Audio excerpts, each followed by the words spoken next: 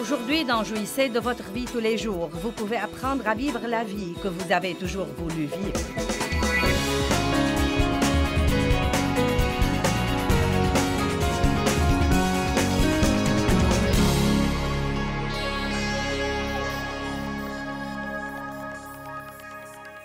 Ce soir, je vais vous donner le 3e message de cette série. Et je l'ai intitulé « La vie que vous avez toujours voulu », car Jésus dit « Je suis le chemin, je suis la vérité, je suis la vie ». Il y a 2 genres de vie dont nous allons parler ce soir.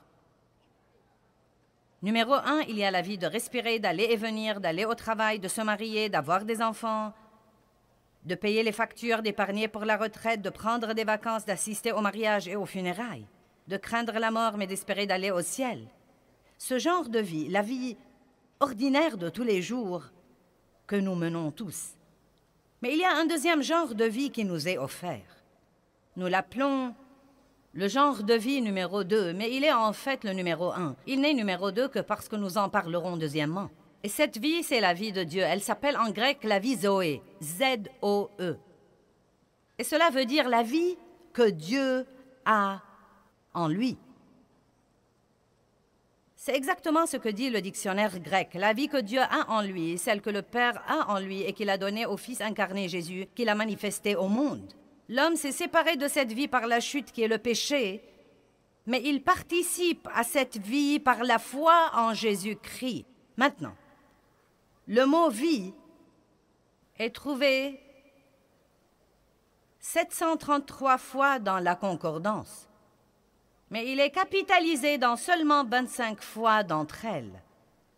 Seulement 25 de ces 733 fois, et je veux vous parler ce soir de cette qualité de vie.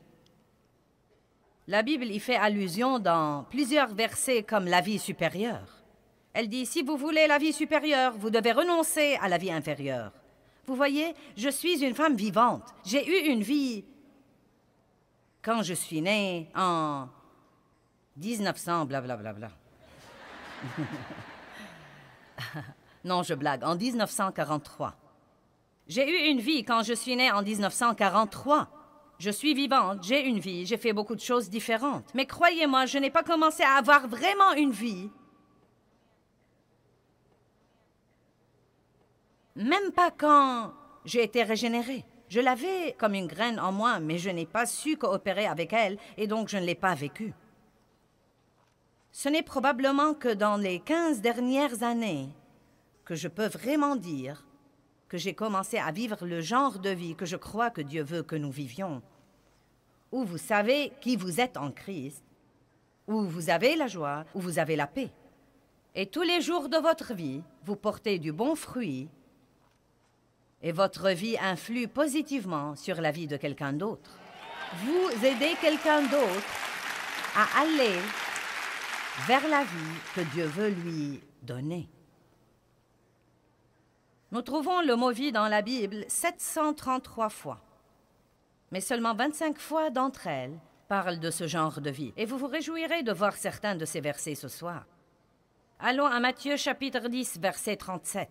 Je vais vous dire ce que sont ces clés là-haut dans un instant. Nous allons bien nous amuser ce soir. Matthieu 10, 37, il dit « Celui qui aime et apprécie son père ou sa mère, plus que moi, n'est pas digne de moi. Et celui qui aime et apprécie son fils ou sa fille, plus que moi, n'est pas digne de moi. » Nous lisons et relisons ceci. Mais je crois que bien de fois, nous laissons les gens que nous aimons nous éloigner de la volonté de Dieu. Je crois que bien des fois, nous laissons les gens que nous aimons prendre ce premier temps qui appartient à Dieu. Et c'est une très forte déclaration. Il dit « Celui qui aime son père ou sa mère, ou son fils ou sa fille plus que moi, n'est pas digne de moi. » En bref, il dit essentiellement, Dieu dit « Je dois être le premier dans votre vie. » Le premier dans votre vie. Les gens me demandent tout le temps, et je crois qu'ils me posent cette question parce que nous luttons là-dessus. Comment fais-tu tout ce que tu fais en respectant tes priorités? Et je crois que Dieu m'a donné la meilleure réponse que j'ai jamais donnée. Il y a environ 2 mois, j'ai dit, Je les remets toujours en ordre. Voilà comment je les respecte. Je ne crois pas que nous aurons jamais un moment dans notre vie où nous aurons cette grande révélation sur la manière d'arranger nos priorités et que nous puissions les arranger et qu'elles restent arrangées pour la vie. Je crois que nous devons vraiment, de façon régulière, observer notre vie, examiner notre vie, prendre le temps d'avoir une réunion avec nous-mêmes, d'être honnête avec nous-mêmes et de dire, est-ce que Dieu est le numéro 1 dans ma vie? Est-ce que je pense assez à lui? Est-ce que je parle assez de lui? Est-ce que je lui donne assez de temps? Est-ce que je le sers? Est-ce que je fais ce que je devrais faire de mes finances? Est-ce que j'utilise mes dons et mes talents pour le servir? Nous devons nous demander de façon régulière, à quel point suis-je égoïste? Ça a eu beaucoup de succès. C'est quelque chose que nous devons examiner tout le temps. Verset 38. « Et celui qui ne prend pas sa croix et ne me suit pas, en adhérant fermement à moi, en se conformant complètement à mon exemple, j'ai dit que Jésus est venu pour nous donner l'exemple de la manière dont nous devons vivre. Et il dit, si vous ne vous conformez pas complètement à mon exemple dans la vie, et s'il le faut dans la mort, vous n'êtes pas digne de moi. » Donc, vous savez, ce que je retire de ça, c'est que ça ne suffit pas d'aller à l'église le dimanche. Je ne supporte pas quand je demande à quelqu'un s'il est chrétien et qu'il me dise à quelle église il va. Croyez-le ou pas, le fait d'aller à l'église ne vous rend nécessairement pas chrétien. M'asseoir dans mon garage toute la journée ne me transforme pas en une voiture. Amen. Nous allons à l'église parce que nous sommes chrétiens et nous voulons communier avec les autres chrétiens. Nous sommes assoiffés de la parole de Dieu. Nous voulons adorer Dieu collectivement et nous voulons faire partie d'un corps où nous pouvons servir Dieu et être responsables devant d'autres personnes. Ce n'est pas un endroit où l'on coche sur notre calendrier pour avoir fait notre devoir religieux de la semaine, puis nous revenons au monde et nous vivons comme le reste du monde le reste de la semaine. Jésus dit, si vous ne vous conformez pas complètement, totalement à mon exemple dans la vie, et s'il le faut dans la mort, vous n'êtes pas digne de moi. Celui qui aura trouvé sa vie inférieure perdra la vie supérieure, et celui qui aura perdu sa vie inférieure pour l'amour de moi trouvera la vie supérieure. Donc nous voyons là qu'il y a deux genres de vie que nous pouvons vivre, soit la vie de marcher et de respirer, cette vie où nous avons des hauts et des bas, où nous sommes égoïstes et égocentriques, où nous faisons tout ce que font tous les autres, puis nous allons à l'église le dimanche, puis nous revenons au monde et nous vivons comme le monde. Soit la vie supérieure, nous pouvons vivre la vie Zoé, la vie que Dieu a en lui, la vie de stabilité et de justice et de paix et de joie et de porter du fruit. Et cela ne veut pas dire que vous n'aurez jamais de problème, mais que vous trouverez un endroit en Christ où vous pourrez d'une façon ou d'une autre endurer les mêmes trucs que tous les autres, et rester en même temps stable, et rester dans le plan de Dieu, et continuer à servir Dieu, et ne pas faire les 100 pas tout le temps. Eh bien, je crois qu'il y a deux clés pour avoir cette vie Zoé. Deux clés. Clé numéro 1, clé numéro 2. Vous savez, certains de nos employés ont fait ces clés et essayez d'apprécier ces clés parce qu'il leur a fallu beaucoup de travail et d'efforts pour les faire. Elles seront posées là pendant la première moitié de l'enseignement, car je veux que vous compreniez qu'il y a des clés. Il y a des clés qui ouvrent des portes. Il y a des choses que vous pouvez faire qui vous aideront à avoir cette vie qui vous est offerte. Il y a des choses qui sont plus importantes que d'autres. Et je crois que la Bible nous le fait bien comprendre. Deux clés. Eh bien, comment est la vie inférieure? Elle est tout d'abord compliquée. Elle est remplie d'égoïsme, de frustration, de péché, de toutes sortes de douleurs. Et si vous voulez la vérité, la douleur émotionnelle est pire que n'importe quel genre de douleur physique. Avidité, culpabilité, dépendance, relations brisées, honte, manque, colère, jalousie, crainte, et la liste n'en finit pas. Chaque chrétien peut être un chrétien régénéré et toujours vivre la vie inférieure. Et pour moi, c'est la chose la plus triste au monde entier. Je sais que nous pouvons faire ça parce que je l'ai fait pendant beaucoup d'années. Et je sais que je serais allée au ciel si j'étais morte, mais je peux vous affirmer que je n'aurais jamais joui de ma vie ici et je n'aurais pas été un exemple de ce que Jésus est. Et je vous demande de comprendre ce soir qu'il ne s'agit pas que de vous seulement. S'il n'y avait pas quelque chose que Dieu voulait que vous fassiez, s'il n'avait pas besoin de vous, il vous aurait pris d'ici à l'instant même où vous étiez régénéré. Mais puisque vous êtes là pour quelque chose d'autre que d'occuper de l'espace. Vous êtes là pour quelque chose d'autre que de faire toute chose à votre idée. Croyez-moi, vous ne serez jamais comblé avant de fonctionner dans le but pour lequel Dieu vous a mis ici. Eh bien, comment est la vie supérieure? Simplicité, paix, joie, justice, faveur, grâce, la présence de Dieu, amour, don, aide, espoir, foi, patience, bonté, pardon, générosité, relations saines, abondance, toutes les bonnes choses auxquelles vous pourriez penser. Revenons maintenant à Matthieu 10, verset 37. Quelle est la première clé? Matthieu 10, 37. Nous allons lire ce verset de nouveau. Clé numéro 1 pour avoir la vie supérieure. Clé numéro 1 pour avoir la vie avec un V majuscule. Clé numéro 1 pour avoir la vie que le Seigneur Jésus est mort pour nous donner. Combien d'entre vous croient que leur vie devrait s'élever? Bien. Clé numéro 1. C'est partout dans la Bible. C'est très simple. Matthieu 10, 37 nous dit « Celui qui aime et apprécie son père ou sa mère plus que moi n'est pas digne de moi. Et celui qui aime et apprécie son fils ou sa fille plus que moi n'est pas digne de moi. » Un message très, très, très simple. Faites passer Dieu avant tout. Je me demande combien d'entre vous, d'une façon ou d'une autre dans votre journée chargée, n'avez pas pu trouver le temps pour communier avec Dieu aujourd'hui. Vous le désiriez. Vous en aviez l'intention. Vous le vouliez. Vous avez dit que vous le feriez. Mais vous n'avez pas eu le temps de le faire. Soit parce que vous êtes trop pris, soit les autres trucs vous entravent. Vous vous en voulez, vous allez essayer de nouveau demain. Mais si vous ne comprenez pas combien c'est important, vous n'aurez jamais le temps de le faire. Je sais que je dois passer un temps avec Dieu, sinon je ne vais pas y arriver. Dieu m'a donné un exemple il y a des années.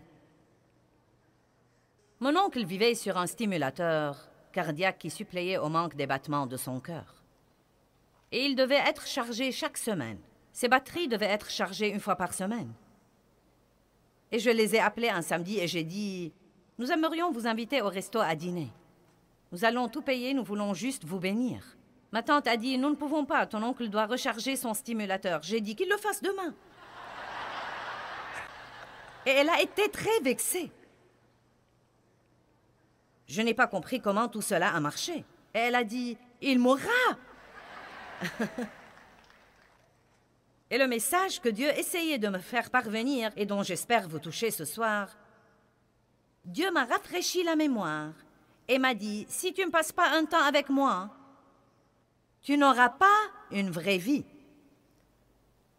Si tu ne passes pas un temps avec moi, je l'ai entendu dire, tu ne pourras pas faire ce que tu fais et rester en vie. » Or, je ne suis pas sûre qu'il voulait dire rester physiquement en vie, mais je sais vraiment qu'il voulait dire que je ne pouvais pas faire ce que je faisais et avoir la paix et la joie et jouir vraiment de ma vie personnelle et je ne passais pas ce temps avec lui.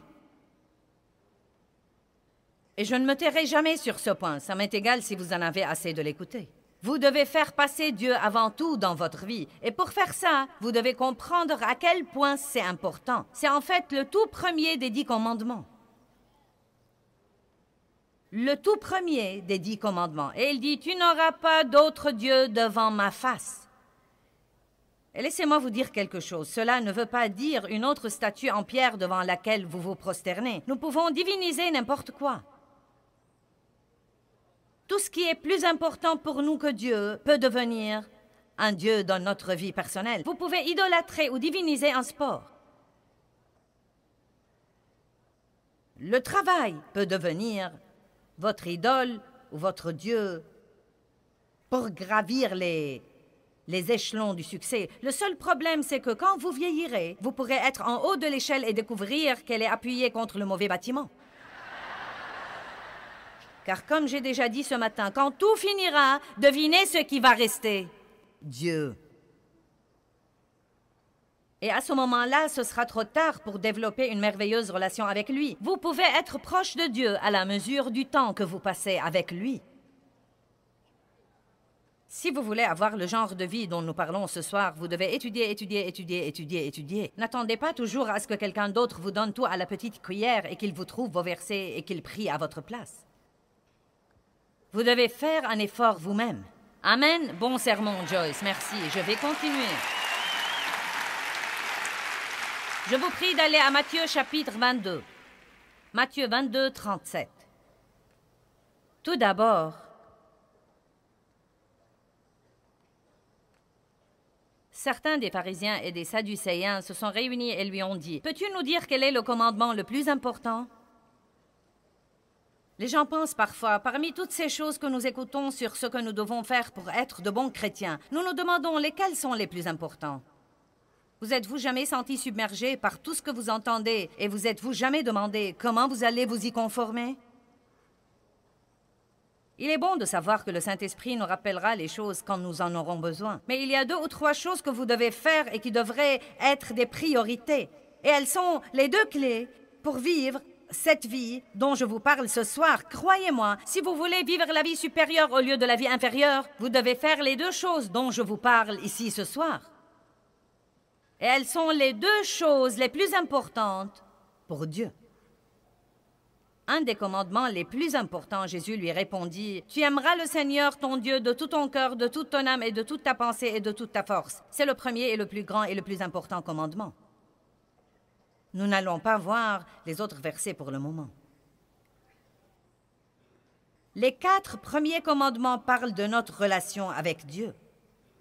Les 4 premiers des 10 commandements parlent de notre relation avec Dieu. Tu n'auras pas d'autre Dieu devant ma face. Tu ne feras pas d'idoles pour les adorer. Et là encore, ce pourrait être des statues et des idoles en pierre ou en bois. Et il y en a plein dans le monde aujourd'hui, mais il ne s'agit pas que de ça, car il y a beaucoup de choses devant lesquelles nous pouvons nous prosterner et les adorer. Vous savez, Satan a offert à Jésus, quand il a été tenté dans le désert 40 jours et 40 nuits, c'est reporté dans Luc 4. Si tu te prosternes devant moi et que tu m'adores, rien qu'une fois, je te donnerai toutes ces choses que le monde a à offrir. Et croyez-moi, nous nous prosternons plusieurs fois pour avoir ce que le monde a à nous offrir. Nous faisons passer des choses avant notre relation avec Dieu, car après tout, Dieu est toujours là. Si nous ne venons pas à lui aujourd'hui, nous viendrons demain. Je me demande ce qui arriverait si nous venions à nos rendez-vous avec Dieu comme nous venons à nos rendez-vous dentaires. Je sais que vous avez déjà mauvaise conscience parce que vous n'arrivez pas à vous discipliner pour passer un temps avec Dieu. Et je n'essaye pas de vous donner mauvaise conscience. Je ne veux jamais que les gens se sentent pires quand ils partent, mais j'essaye de vous faire bien comprendre l'importance de ceci. Et je suis là pour vous dire que si vous voulez vraiment le faire, vous pouvez le faire. J'ai découvert dans ma vie que si l'on veut vraiment faire quelque chose, on peut le faire. Maintenant, les gens essayeront de vous dissuader de le faire. Votre téléphone sonnera, vous aurez besoin d'aller au petit coin toutes les quelques minutes, vous pourriez avoir une crise de démangeaison. Il y a toutes sortes de choses qui essayeront de vous distraire quand vous essayez de passer un temps avec Dieu. Vous pourriez vous endormir, vous sentir si ennuyé que vous ne puissiez pas le supporter. Mais tout ceci est du diable. Je me souviens quand j'ai d'abord commencé à passer de façon régulière un temps avec Dieu. Et je me levais tous les matins, je prenais mon café et j'allais à mon bureau et je ne sortais pas avant de sentir que j'étais prête à faire face au monde et à agir en être humain. Non, mais un être humain sauvé. Et j'ai finalement su qu'aller à l'église le dimanche matin et agir comme le monde le reste de la semaine ne suffit pas. Je ne crois pas que ça suffise pour vous non plus. Je ne veux pas que vous soyez satisfaits de vous faufiler dans le ciel. Je veux que vous viviez votre vie pour glorifier Dieu. Et je veux que les gens vous voient et qu'ils désirent ce que vous avez. Qu'ils ne désirent pas que vous partiez, mais qu'ils désirent ce que vous avez. Amen. J'ai prié cet après-midi pour nos... J'ai prié cet après-midi pour nos associés. J'ai prié que vous seriez une lumière dans un endroit obscur et que votre vie rendrait les autres affamés et assoiffés pour Jésus-Christ.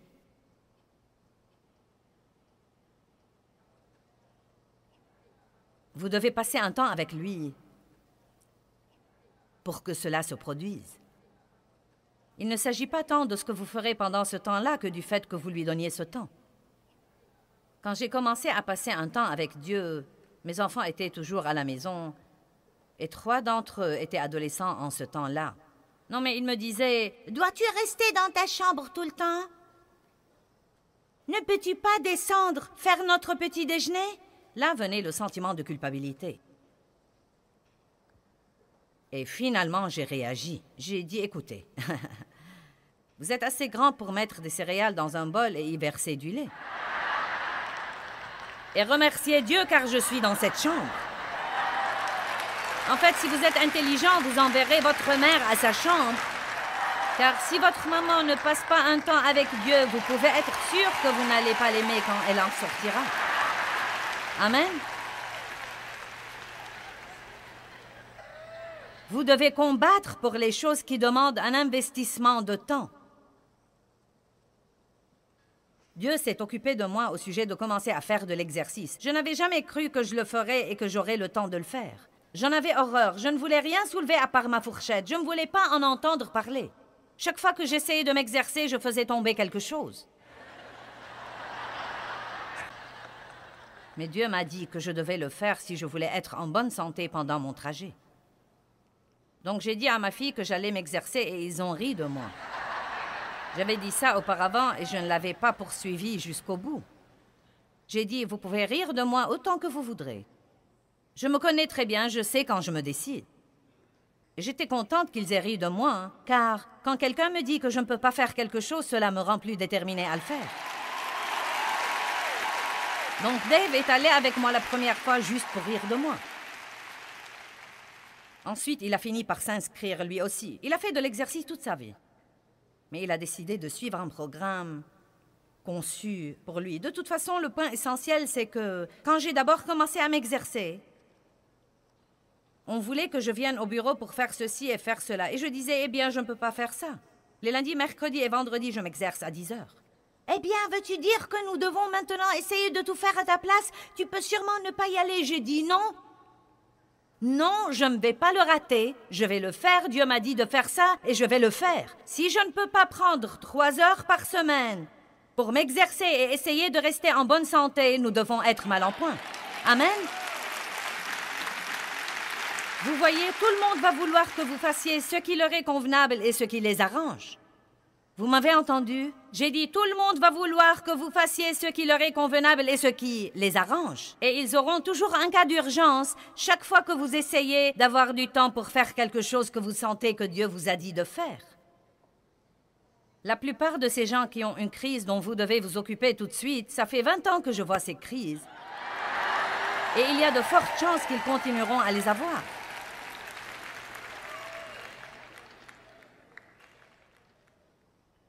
Si je vous demandais, est-ce que Dieu est le premier dans votre vie, ce serait intéressant de voir les réponses que j'aurai. La plupart de vous diront, « Oh oui! » Combien pensez-vous à lui? Combien parlez-vous de lui?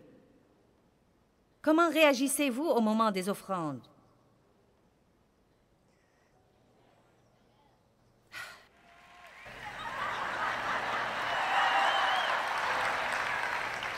Vous savez, je vais être très franche avec vous.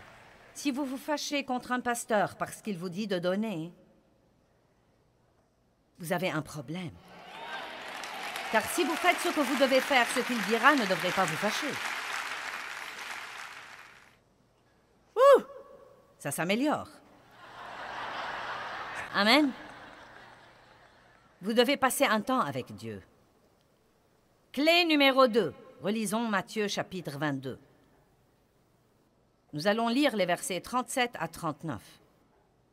Et Jésus lui répondit, « Tu aimeras le Seigneur, ton Dieu, de tout ton cœur, de toute ton âme, de toute ta pensée et de toute ta force. C'est le plus grand et le plus important et le premier commandement. Et voici le second qui lui est semblable. Tu aimeras ton prochain comme toi-même. » Ces 2 commandements résument résume toute la loi et tous les prophètes. 2 clés pour avoir la vie supérieure. Passez un temps avec Dieu, aimez-le plus que toute autre chose que vous aimez. Aimez Dieu et ensuite, aimez les gens. Et puis-je vous dire quelque chose? Vous êtes dans la catégorie des gens. Cela veut dire que vous devez vous aimer aussi. Non pas d'une façon égoïste, égocentrique. Je dis toujours aux gens, aimez-vous, mais ne soyez pas amoureux de vous-même. Il y a une différence. Notre enseignement principal ce soir dit de ne pas être égoïste. Donc, quand je dis aimez-vous, je ne dis pas de vous adorer tout le temps, mais je dis en fait de vous respecter assez pour amener les autres à vous respecter.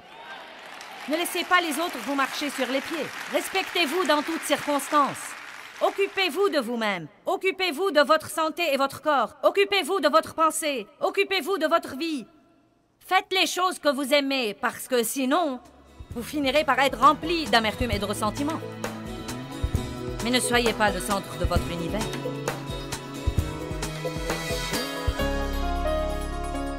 Eh bien, nous avons parlé de choses intéressantes aujourd'hui. Laissez-moi remettre l'accent là-dessus. Clé numéro 1.